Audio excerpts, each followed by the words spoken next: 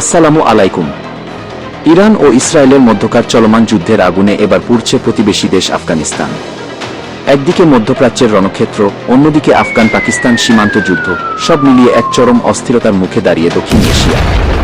তালেবানের শক্ত অবস্থান। 28শে ফেব্রুয়ারি 2026 ইরানে হামলা শুরু হওয়ার পর থেকেই তালেবান সরকার ইরানের প্রতি সংহতি প্রকাশ করেছে। আফগান পররাষ্ট্রমন্ত্রী আমির খান মুত্তাকি এই হামলার তীব্র নিন্দা জানিয়ে একে আঞ্চলিক স্থিতিশীলতার জন্য হুমকি হিসেবে অভিহিত করেছেন। এমনকি তালেবান মুখপাত্র জাবিহুল্লাহ মুজাহিদ জানিয়েছেন, ইরান সহযোগিতা চাইলে তারা সামরিক সহায়তা দিতেও প্রস্তুত। আফগান শরণার্থীদের মানবেতর দশা। যুদ্ধের সবচেয়ে বড় শিকার হয়েছে ইরানে বসবাসরত প্রায় 50 থেকে 60 লাখ আফগান নাগরিক। ইসরায়েলি বিমান হামলায় তেহরান, মাশহাদ ও ইস্পাহানের মতো শহরগুলোতে অনেক আফগান শরণার্থী হতাহত হয়েছেন।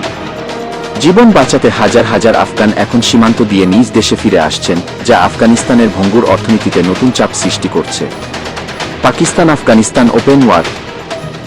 যখন বিশ্বের নজর ইরান যুদ্ধের দিকে, ঠিক তখনই আফগানিস্তান ও পাকিস্তানের মধ্যে পুরোদিনের যুদ্ধ শুরু হয়েছে। 17ই মার্চ পাকিস্তান আফগানিস্তানের বাগরাম এয়ারফিল্ড সহ বিভিন্ন সামরিক অবস্থানে বিমান হামলা চালিয়েছে। তালেবান যোদ্ধারাও সীমান্তে পাল্টা জবাব দিচ্ছে, যার ফলে পুরো অঞ্চলটি এখন একটি বড় ধরনের সংঘাতের কেন্দ্রে পরিণত হয়েছে। বিশ্লেষকরা বলছেন, ইরানের এই যুদ্ধ কেবল তেহরানের ভাগ্য নয়, বরং কাবুলের ভবিষ্যৎকেও অন্ধকারের দিকে ঠেলে দিচ্ছে। একদিকে শরণার্থী সমস্যা, অন্যদিকে প্রতিবেশী পাকিস্তানের সাথে যুদ্ধ। সব মিলিয়ে আফগানিস্তান এখন এক ত্রিমুখী সংকটে।